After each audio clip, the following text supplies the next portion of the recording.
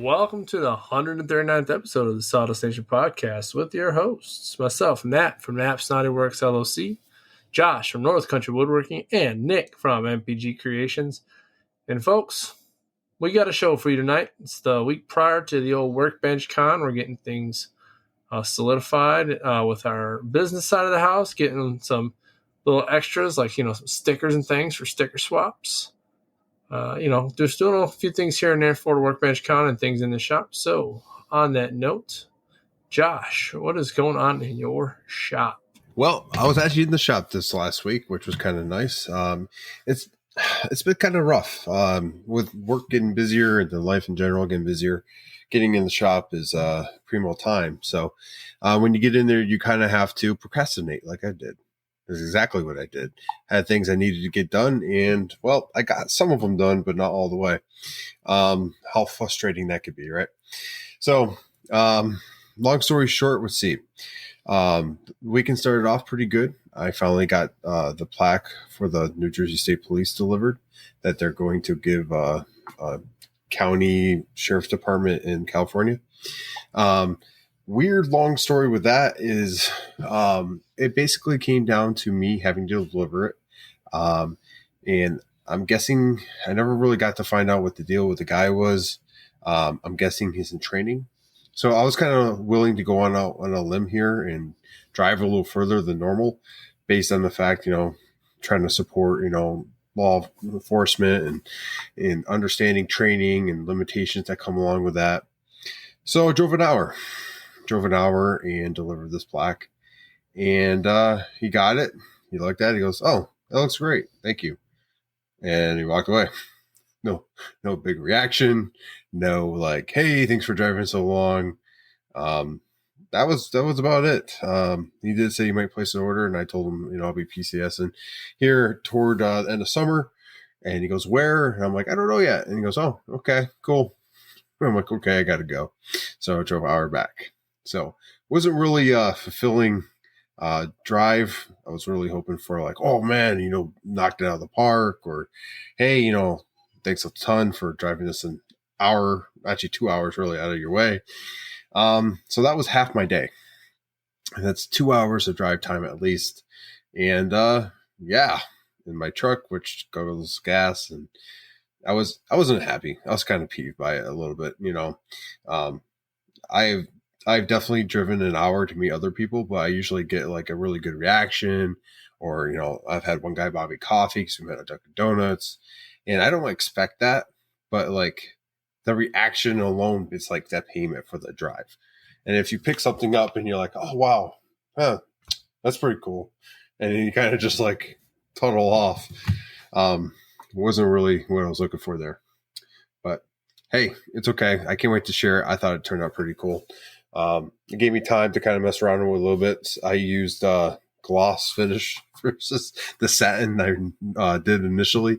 Give it a little bit more shine. And I got to mess with it a little bit and just kind of, clean it up. But moving on from that, I got into the shop and started looking around, and I realized I had a lot of scrap, and I had to go through some of that. So got a friend of mine to come down. I gave him a whole bunch of scrap for his shop. He's actually PCSing too before I do, but he's not fulfilling as many orders. So I figured he can go ahead and make some, different things with it, cutting boards, what have you.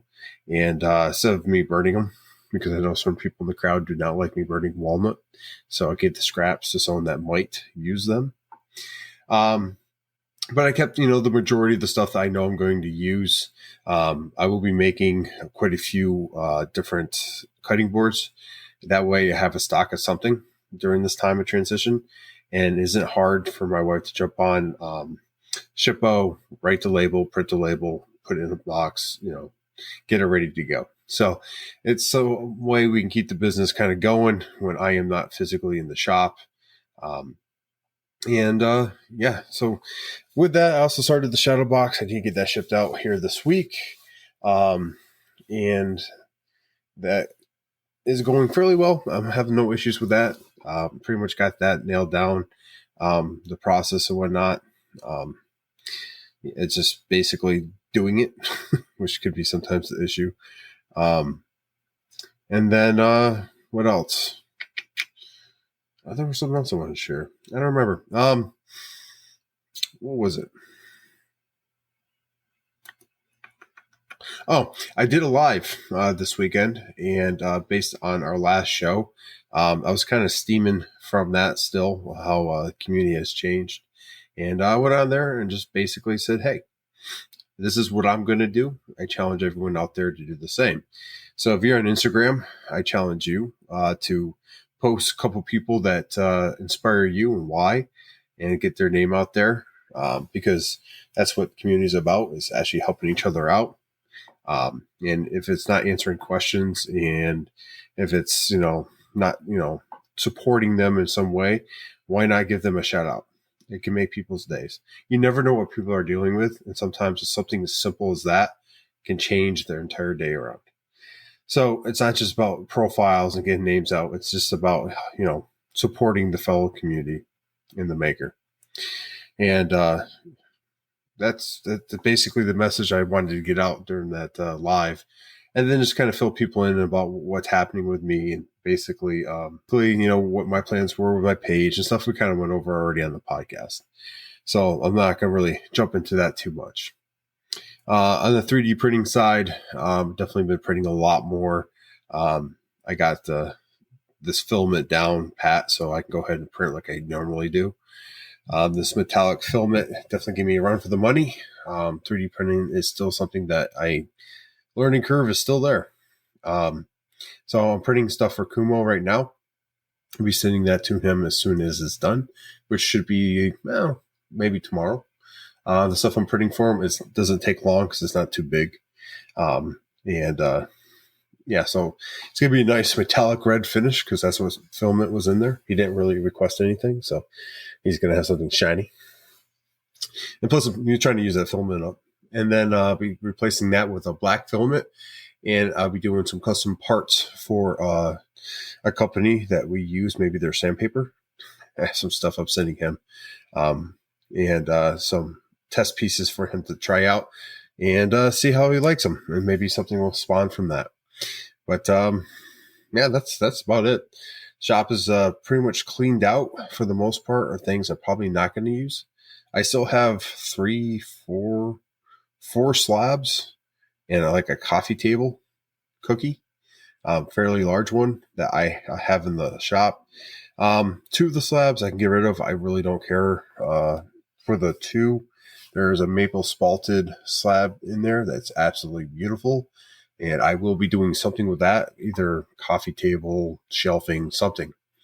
And then that coffee table, it's that's maple, and it has some spalting in it. I would love to just sell that, even with the legs, because I attached the legs. It just needs to be flattened and basically epoxied and finished. But I really don't want to deal with it before I leave. So if anyone hears this and they're local and they want that, I'll give you a deal.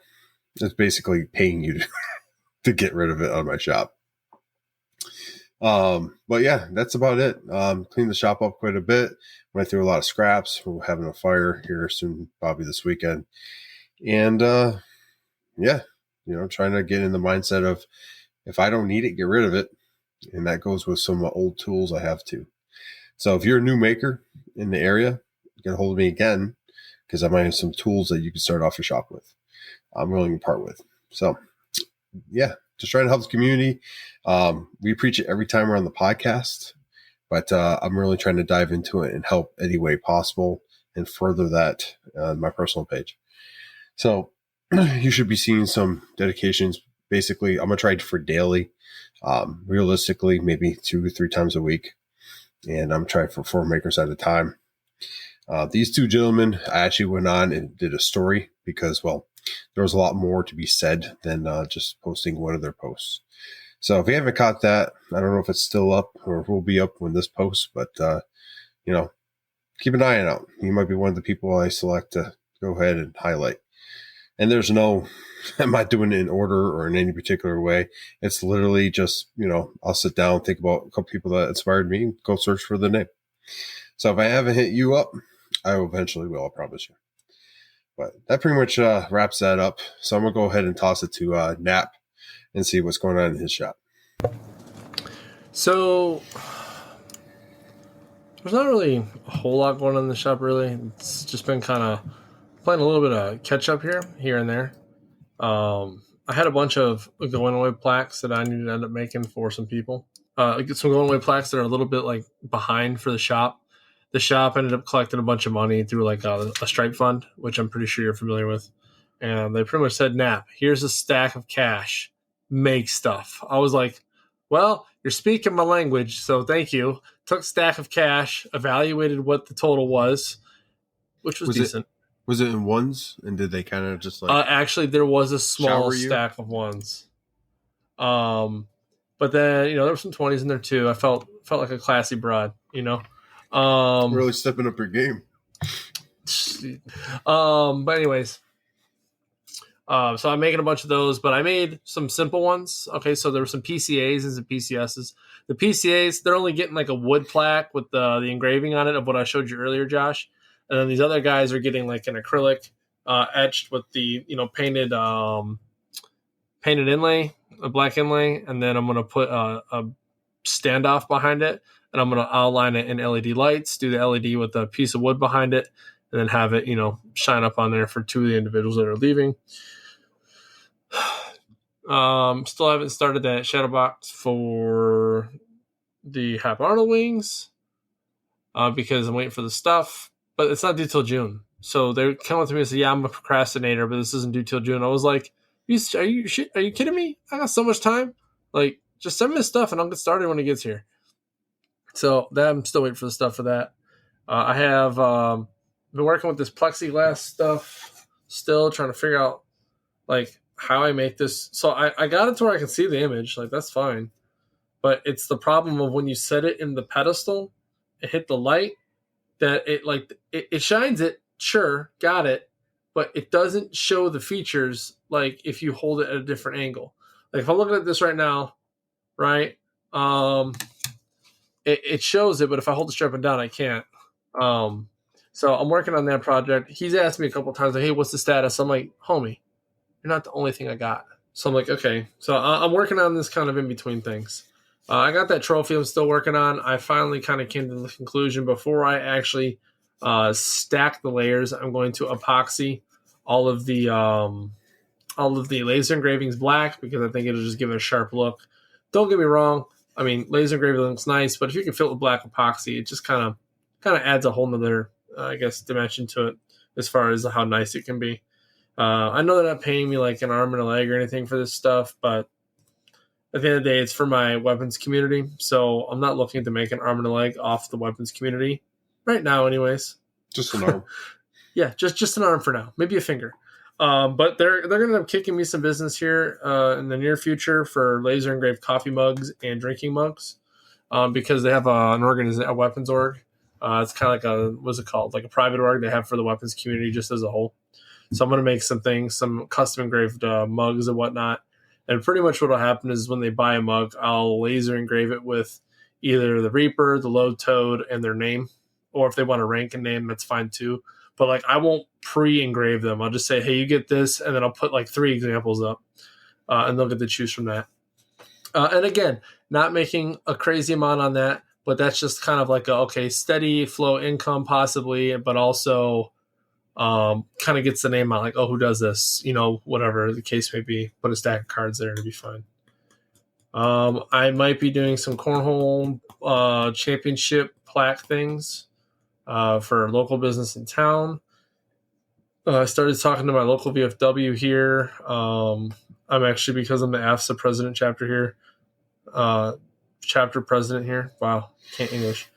I told him, hey, I got a business while I was out doing one of my volunteer events with woodworking and stuff. I was like, I noticed you guys don't have a lot of signage, a lot of things on the wall. If you guys want, I can, help you guys decorate, if you will.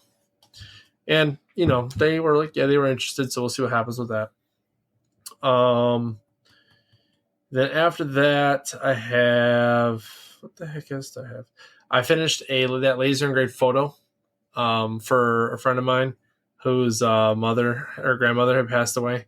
So I took an older photo, like of them being young, a younger photo of that person, laser engraved it on a piece of Baltic birch, did a walnut frame, and then took some 1/4 inch maple and put two like little, I guess you just call them badges. One was a rose and one was a teddy bear. And then I laser engraved like Forever in Our Hearts on the frame. So that's going out probably tomorrow or Thursday. I got to get a box that's kind of commensurate with the size of this thing because it's not huge, but it's not small either. I don't have a box that's really worth shipping it in just because I don't want to waste a big box on a small item. So there's that. And then I got just like a couple other random projects in the work, like people just asking for random things. I'm doing. Do you guys know what a Bearcat is? It's like a vehicle, kind of like an armor vehicle. Oh yeah, I think I know. Yeah, security forces drives them, I guess, and they want me to make a Bearcat plaque with some things on it. So I was like, oh yeah, I'll do that. I still haven't found a Bearcat SVG. That's kind of one of my things tonight to figure out. And then just, get the piece of wood the size I need. But then again, I do have like Bearcat, and it's going to come up. I tried that, and I got Bearcats. It was literally a Bearcat. I was like, hey, homie, what is the real name of this thing? Like, give me the nomenclature. Because, everything's got a damn name. Like the ALA for an A10 is called a Dragon. Okay, that's the loading adapter for, that cans to the freaking aircraft. That's not the only thing they call Dragon. I know, right? All you have to put is car after it, man. Like literally Bearcat car, and it pulls it up. Did it really? Yep. Okay, cool. So I'm gonna do that. And then get a couple custom things on there. Didn't charge again an arm and a leg because I want the continued business here. At this point, I'm willing to cut it just a little bit. I won't make as much as I normally would, but at least I can get my name out there, and then eventually the bigger projects will come. So I'm not really too worried about it right now. Other than that, guys, I mean, shop's just the shop right now. I've actually incorporated a moving moving blanket, small one, into my sanding and all that. Like Nick has a silicone mat that he uses to put pieces on so he doesn't damage them. I was given the pro tip, if you will, to use a shipping blanket, a small one, because it's soft as well. And you can literally just set the face of that on there and do whatever you need. And it works really, really well. I was actually pleasantly surprised. Let's see, what else? Oh, yeah, we'll talk workbench con here in a little bit. I'm making these things. So I could tell you acrylic pens are cool and everything. And this is part of the things I was talking about doing the engravings with. That's, the one with all the paper stuff on it. And then it'll look like this when I'm done. Kind of a pain with taking the paper off, but it's fine. It looks a lot better if you paint the engravings, especially on gray acrylic. It just looks weird if it's not painted. Other than that, that's all I got. Nothing too much more crazy going on in this world, if you will, of Naps making hood. I mean, I might be making more stuff. I can't think of it right now. It's been a long day. It's just been one of those days. Came in thinking things were great and left with what the just happened. So it's just kind of one of those things today. And I'm actually quite drained mentally, so I'm kind of not all here right now. But since I'm drained and not all here right now, Nick, dude, what you got going on? I've seen some pretty cool stuff on your Instagram. Yeah, just what you got going on. Just been pumping out some signage for customers mostly upon request, and then I did something. I took a technique that I was using and applied it to something else, and now it's up there. And so I've been doing a lot of acrylic work, and I've actually kind of now I'm a little bit in favor of backing these signs unless otherwise specified with Baltic birch that's cut out on the laser because it gives a nice black edge. So it's not like you have the edge of your piece looking like it's plywood. You know what I mean? But you can always clear coat it and give it a nice little gleam, and then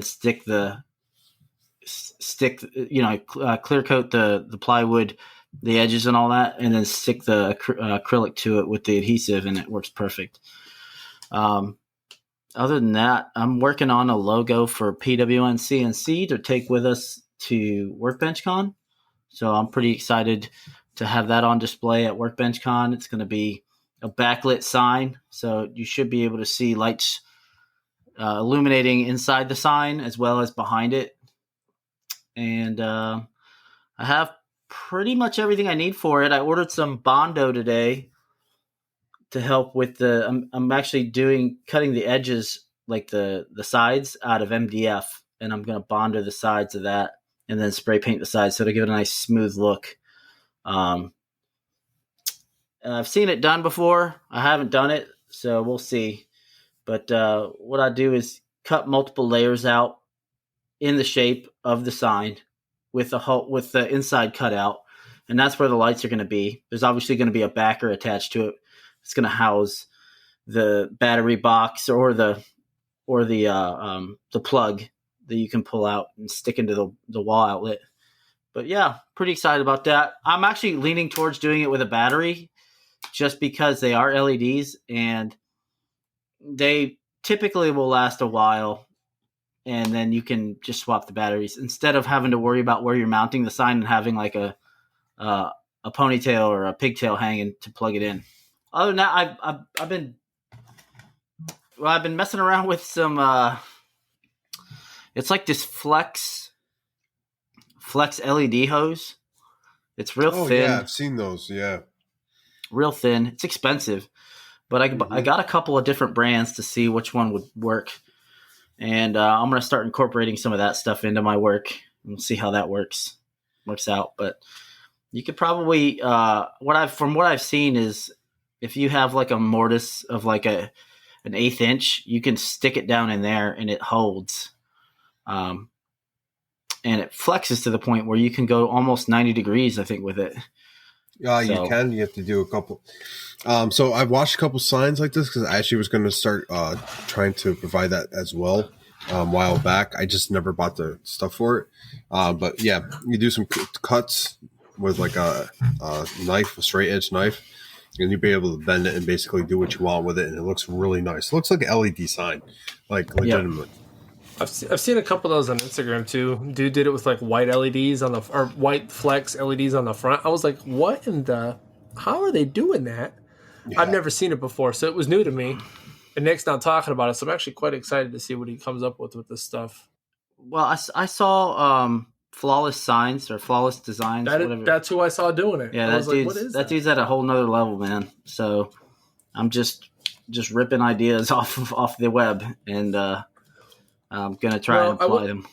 You know, we say ripping, right? I think we should just say tactfully acquire, or we are learning for research purposes. He's the first person I've seen use that stuff actually on Instagram as far as that and its application. So if one were to say he's my original maker that I've seen make it. Yeah, my inspiration, if you will. Original inspiration that you're trying to learn. Yeah. Well, we'll see how it turns out. So you have a project in mind for it already? Yeah, it's going to be a shadow box, actually.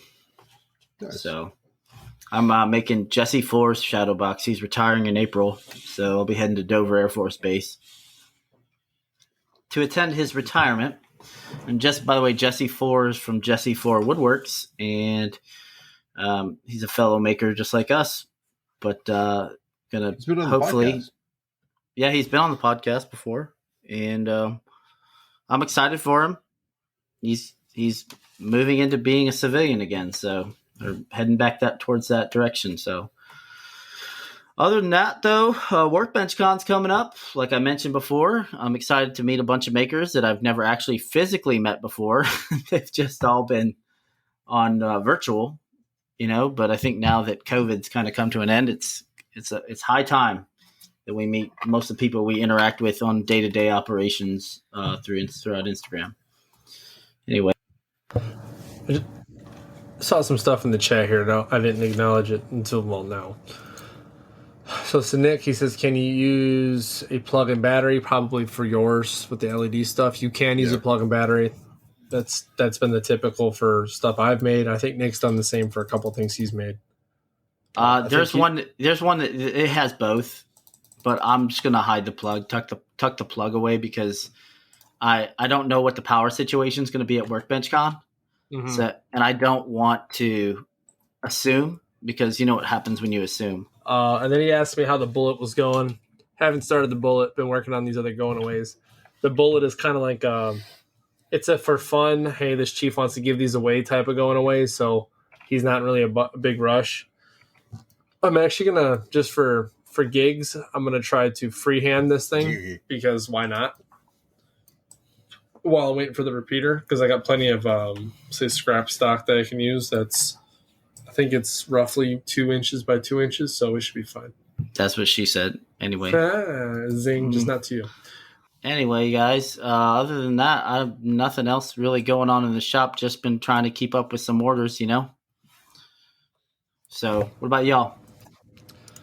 I mean, get a little bit of swag for Workbench Con, and by swag, we'll just say that I waited a little too long to try to get a hat made because I'm a procrastinator. So Josh talked about procrastinating. Yeah, that's been a real thing lately. I'm just tired. I don't want to go out there.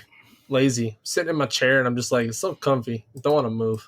But yesterday, I was like, I better order these damn stickers. I'm going to have no stickers to give at Workbench Con. So if you're listening to this podcast and you're going to Workbench Con, I decided that I was going to get 50 holographic, like the foil stickers for Naps Naughty Works as like special edition Workbench Con stickers. Hey, listen, if we're going to do this, I'm going to be a nerd and do it right. You got to have special editions. So first 50 people that do a sticker swap will get the foil edition of my sticker.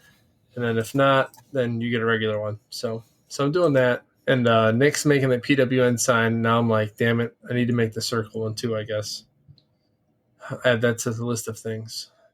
Yep. So I'm messing around with. I just got access to the files for Daniel's SVGs. So. And you're doing the long PWN one, right? Like you're that's doing the right. full name. That's the full name. It's going to be. I'm doing the P. Hopefully everything works out like it's supposed to. I'm sure it will, man. You always seem to figure out a way, especially when like you're under pressure. And actually, we can talk about that real quick. So, not necessarily this particular project because you're not really under pressure. You have a whole week and some change to work on it, so I'm sure you'll be fine. But do you guys work better under pressure? Yes, I do until I cup. Anyway, that's the honest truth. I mean, yeah. I don't know. It feels like when I have jobs lined up in such a way where I have to get in the shop and actually produce things in order for me to get them out on time, I get laser focused and I can actually do that. When I have a lot of time, I'll do a part and I'll wait. I'll do a part and I'll wait, or I'll knock it out real quick. It's feast or famine. So, I mean, I feel like I operate better when I have more to do. The less I have to do, I'll find other things I need to do in the shop and I'll procrastinate and do those. So it's just me personally, though.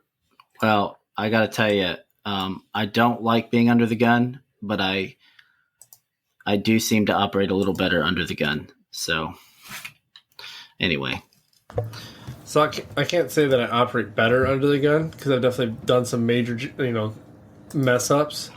I think one of my biggest ones was when I made that chest for my buddy. His retirement with the Security Forces emblem on top, and I put it on backwards.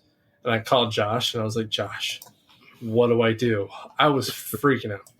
Like, when I tell you I had almost a level 10 meltdown, I had worked so hard on this thing. I had no idea what I was going to do. And then I was like, wait a minute. He's like, don't you have a drum sander? I was like, I do. And I was using I was using an oil finish. So it's not like I had to wait for anything to like really cure in the end, right? So I sanded this thing off completely, re-etched this badge on the top with his number on it, and then I epoxied it and left it overnight and then oiled it the next morning. You got to do what you got to do sometimes, man. You know what I mean?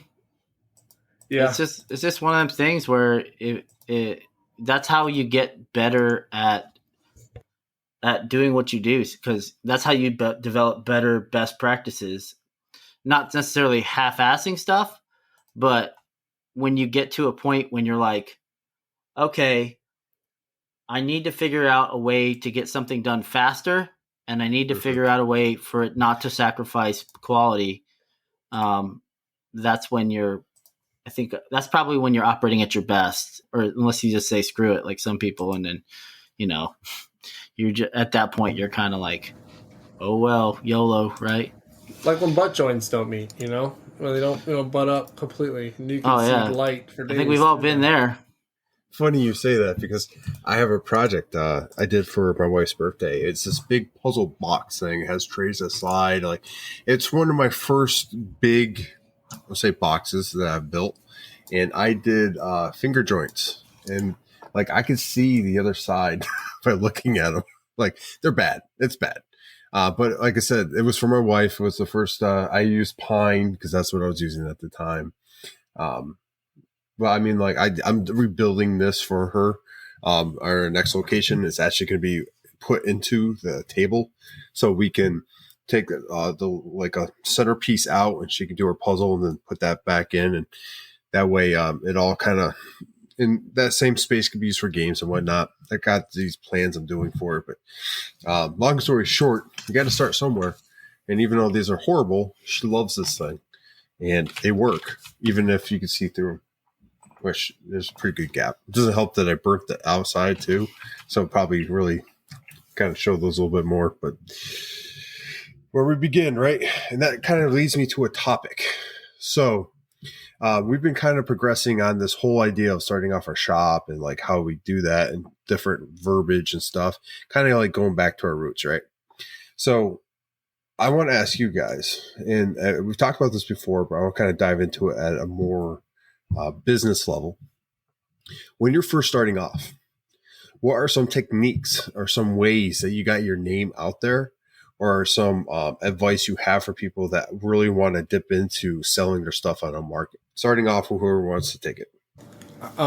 If you can find that answer, let me know, because I've been trying to.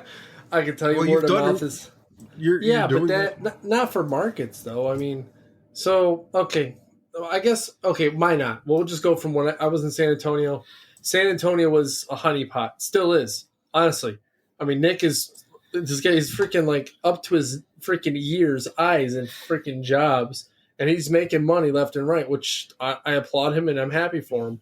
Me, on the other hand, I'm also jealous because I get to Minot and I got to start all over again. And the things I've been doing, so I've done some freebies, small freebies though. Like, for example, those Chief plaques I made, right? Yeah. I needed to show that, hey, this company over here makes these somewhere on base, and they're not that great. So let me show you what I can do. So I, did up some free Chief Master Sergeant promotion plaques, gave them to those chiefs. One, because I wanted to do something for them, because I don't believe in a certificate for a milestone like that. I believe in having something that actually shows, like, commemorates, like, the line number you received, whatever. And I do that for all ranks, even the airmen that make senior airmen, okay, because that's still pretty cool for them. It's not as elaborate, of course, because, no offense, it's senior airmen. But when you start making like tech, master, senior, and chief, like those are milestones, because those are like the progressively harder ranks to make. Just is. So I made a couple freebies of those.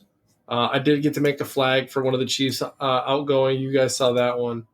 But typically what it is I kind of pulled a Nick, actually. So I pulled a page out of Nick's book from when he first came to the academy. That whole funny story was like, hey, yeah, I heard you, if you need a coin rack, you can contact me, and hands me his card. I was like, yep, I don't like you already. And then we became friends. But when he did that, it almost gives you the idea of you should always carry business cards, or always carry some sort of like, this is where you can find my things. I make things like this. Take a look. If you like it, hit me up. So I've been doing that more and more here. I did that with the VFW volunteer thing this week. I brought a stack of cards, gave a couple out, showed some of the stuff I did off my phone.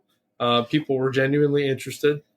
I've had the weapons community folks do this, that, and the other. I've actually gotten hit up for 5 jobs here. They're just not right now. Okay, they're not jobs I'm working right this minute. So, and I'm going to kind of save those, because one of them is, it's a project that requires something that makes a piece of wood spin. So I'm adding electronics that rotates the center. It's going to be pretty cool. But anyways, So I'm definitely getting the name out there. It's really just about being a little extroverted. Some people aren't really good at that.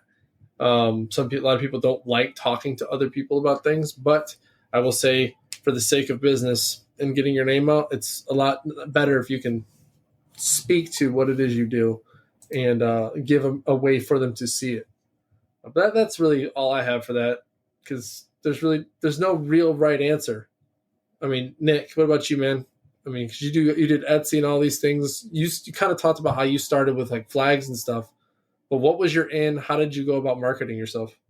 Just so we kind of at an advantage here because we have a community around us right now, being in the military, that values that stuff. So I started making things, and I would give my F ups to people, and then I started getting better, and then I started charging.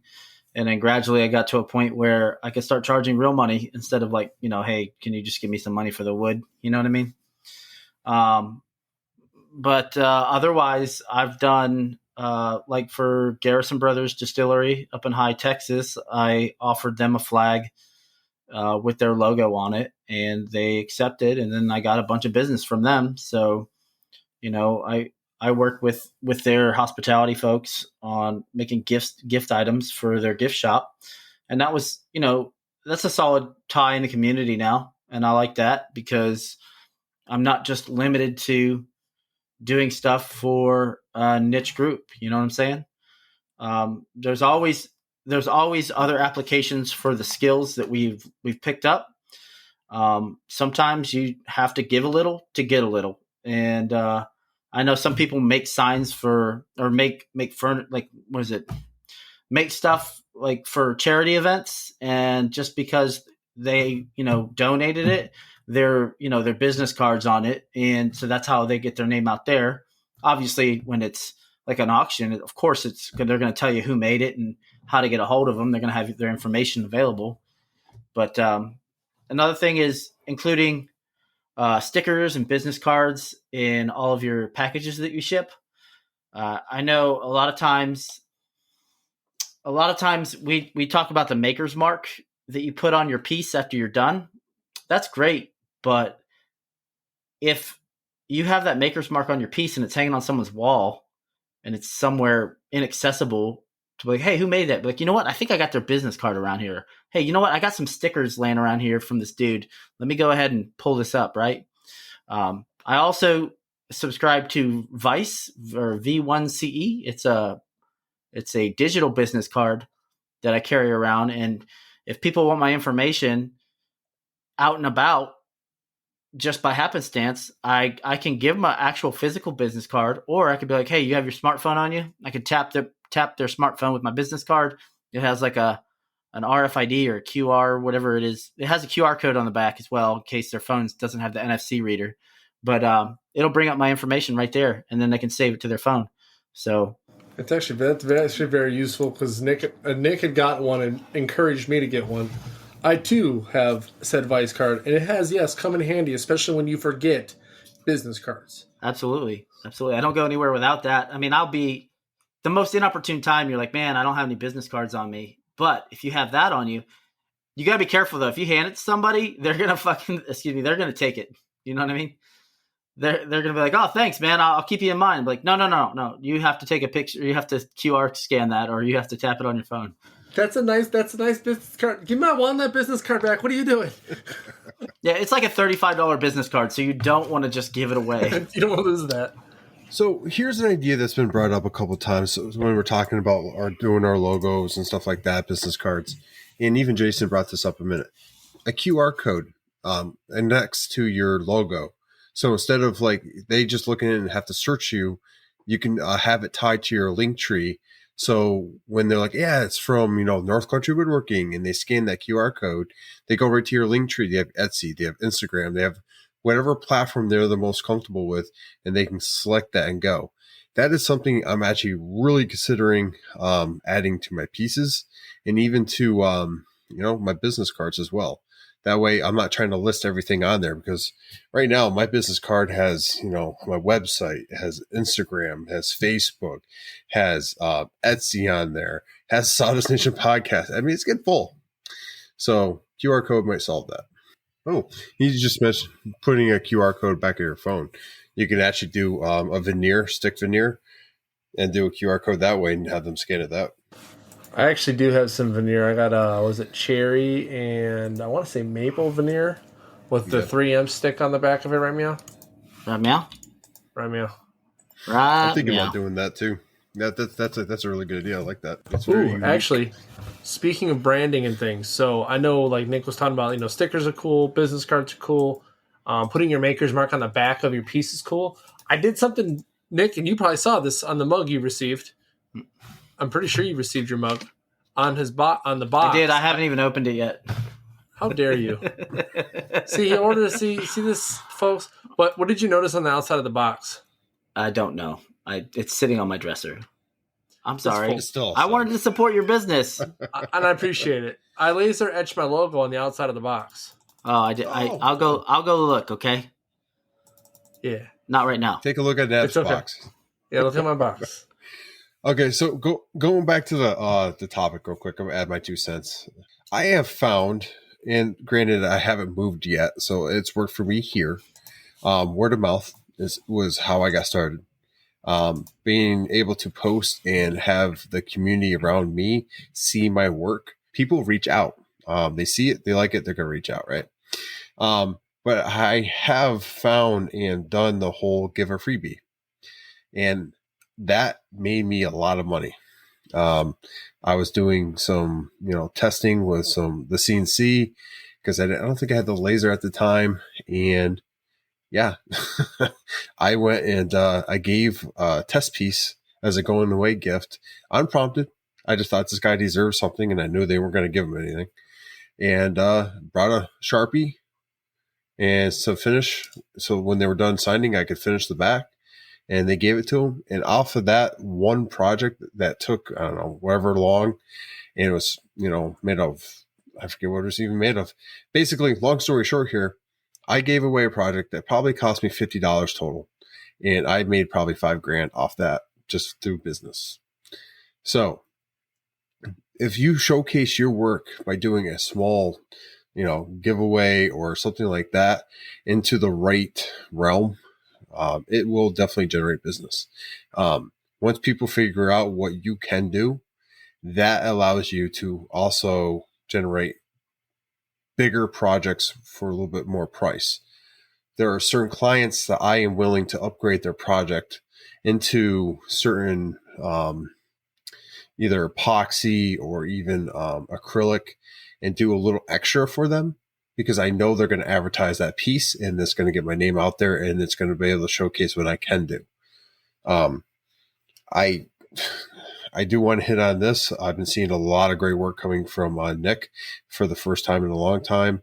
No, I'm kidding, man. But shit, dude, you've been really knocking it out of the park when it comes to your acrylic game. I've been looking at some of the pieces that you've posted lately, and I'm like, damn. I'm just hoping someone reaches out to me and is like, hey, I want this, so I can just start even tapping into that. Oh man, speaking of that, dude. So I don't know if you guys know this or not, but acrylic's not cheap. Either is the adhesive. Yeah. So anytime someone places an order, I immediately order materials, because what I'll do is, based off the size and the colors and everything that's included in the sign, I will build a list of items that I need to order. And as soon as they place the order and pay me, I go ahead and go to the website. I buy my materials. I order them, so they're on their way. This way I don't have to worry about it.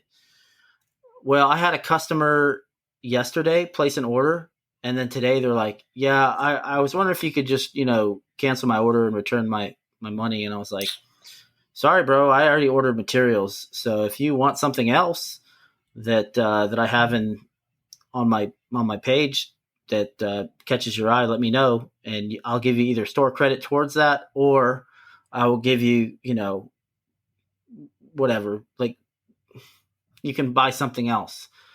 Yeah. I absolutely, I mean, I don't hate the fact that they want to do that, but at the same time, it's like, you know what? You're not going to handcuff me because you made a decision, you know?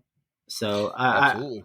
just short of returning something, like once I order the materials for your project, it's a little different with wood because I can't just go pick up wood every day.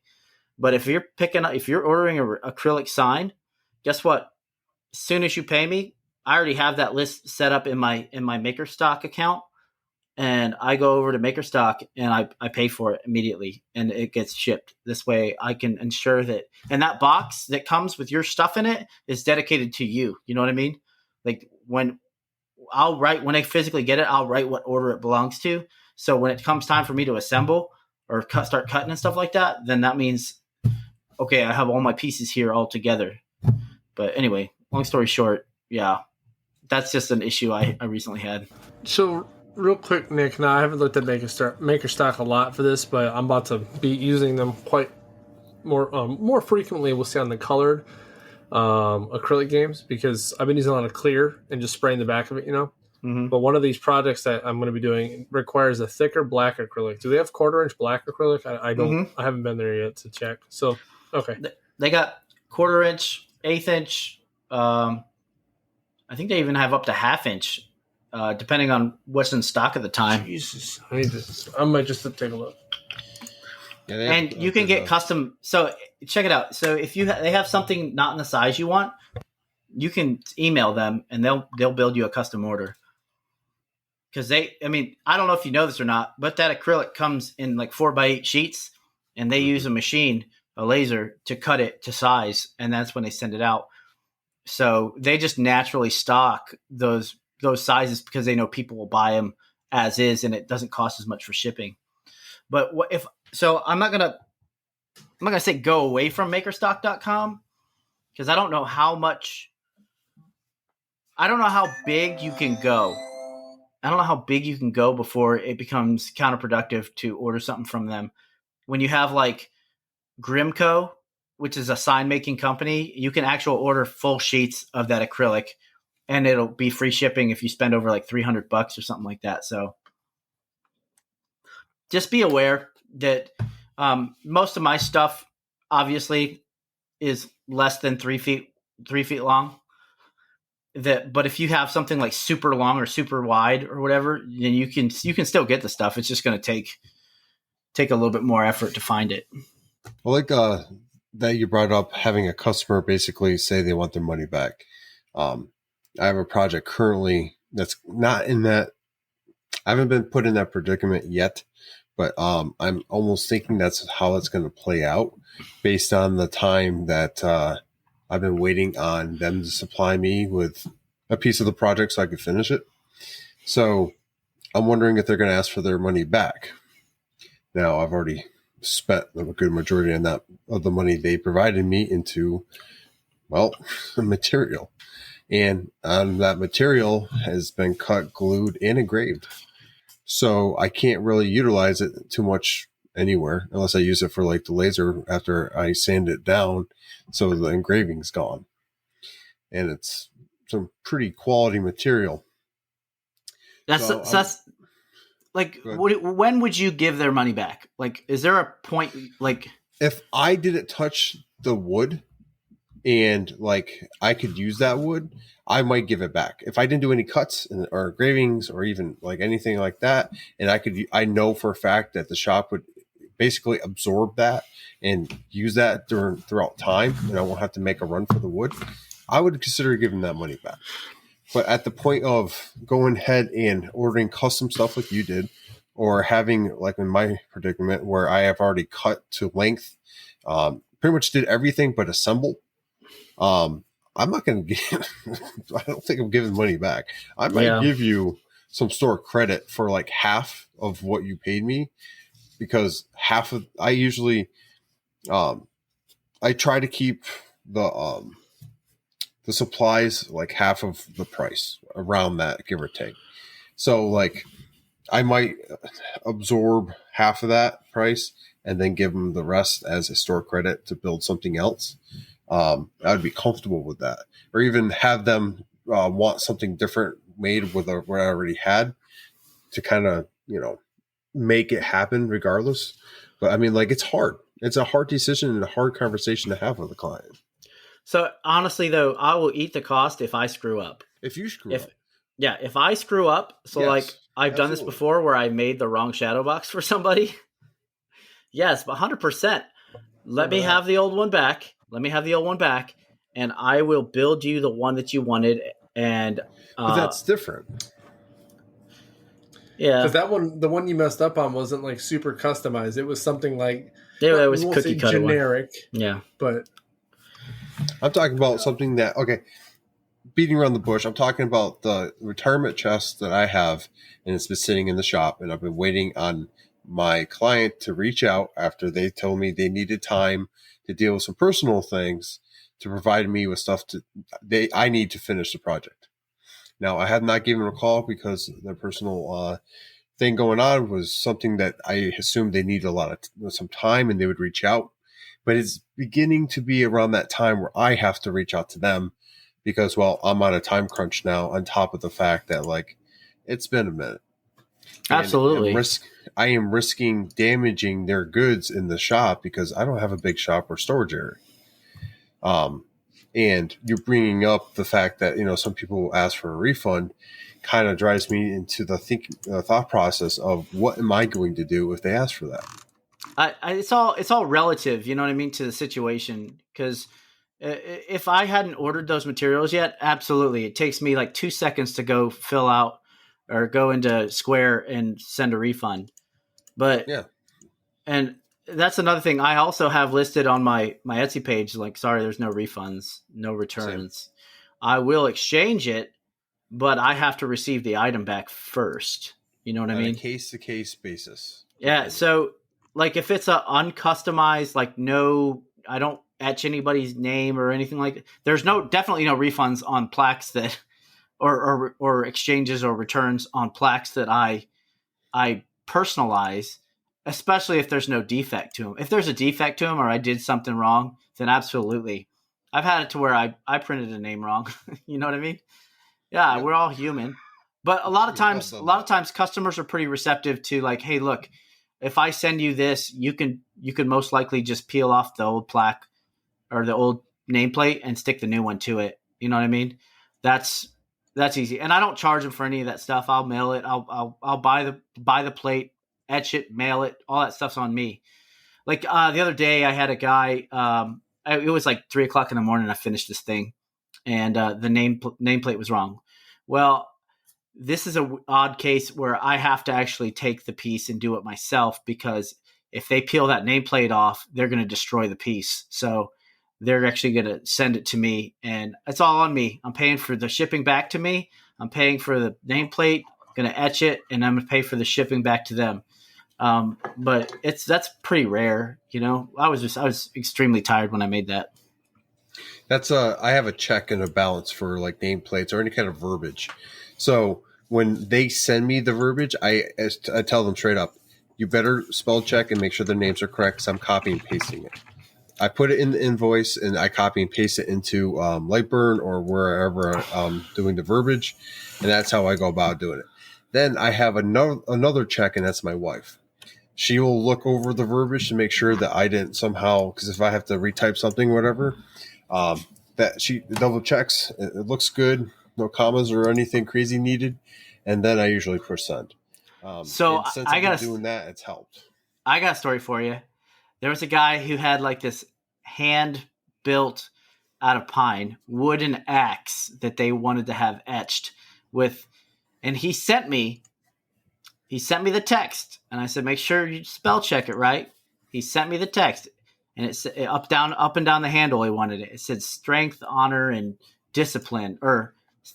What he wrote was strength, honor, disciples, but it auto-corrected on him and to disciples, and it was supposed to be discipline. So when he came to pick it up, he didn't even notice it. And I was like, hey, can you tell me what this means?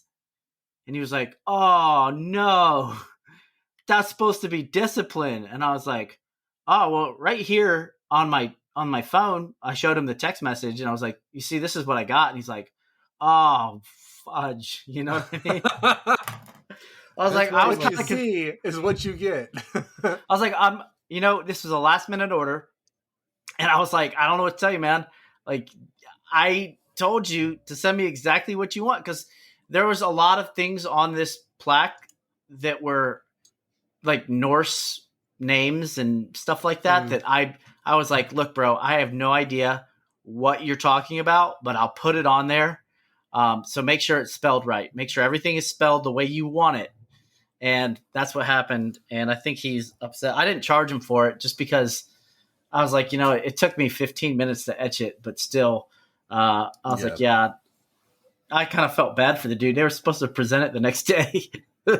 That's why if you like email, text, messenger, whatever, and I throw it into the invoice and they see it, that's like a contract for me. Like once they pay that invoice, that is what they're accepting for the project.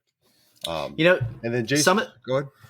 Some of these projects though that I take that are like extremely last minute are like, hey, can you do this? Yeah, I can. I have time on the machine. I can use it tonight for this. And then they're like, it's 11 o'clock. I'm like, hey, what do you want on it? Because I'm doing it now. Yeah. And they send it to me. I'm like, got it. Right. So there was no time. I did the invoice, but I did a generic one. And he didn't pay it yet when he came to pick it up. So he was going to pay cash. So it is what it is. You know what I mean? But I think I got lucky there. I would have had to do another refund. Yeah, nothing's worse than having to do that, even though it's easy. But Jason has a couple things he put out there. So he asked if a person makes an order about 4 months out, when do you order and start the project? So basically, when do you order the materials and when do you start the project? Do you do it right away? Do you do it close as soon as possible? As soon as possible. So if it's like granted, I've taken orders laying in bed at night at 12:30. You know what I mean? For things that most of the time for things that I've done before. But if I take an order for something custom, if I'm like, look, I will get you a quote tomorrow. I'll have one sent over, because you can do what do you call it? It's not a quote. What do they call it in Square? It's like a I'll look it up while you keep talking. No, not the invoice. It's basically a I guess it's a quote, but it's a quote, but they call it something different. It's something. I have it loading right now. Just buy me time. Estimate. I'll get them a cost estimate, and usually that cost, if they agree to it, then they can convert it right then and there to an invoice and pay it.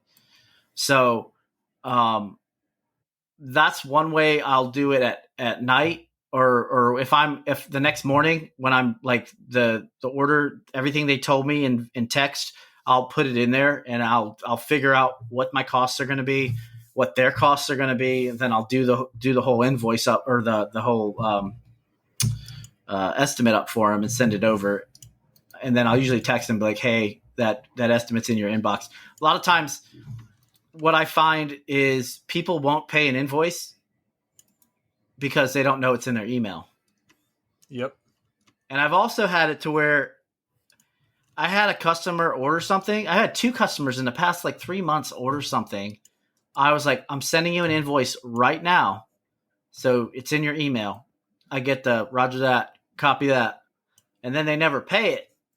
And then time comes around when they need it, and they're like, where's my item? I'm like, well, the invoice was never paid, so it never made it into the queue of items for me to build. So most of the time I forget, and I go back and look, and I'm like, oh yeah, it shows the invoice is unpaid. So there's nothing I could do at that point. I'm not using my money to build your project. You know what I mean? Why not?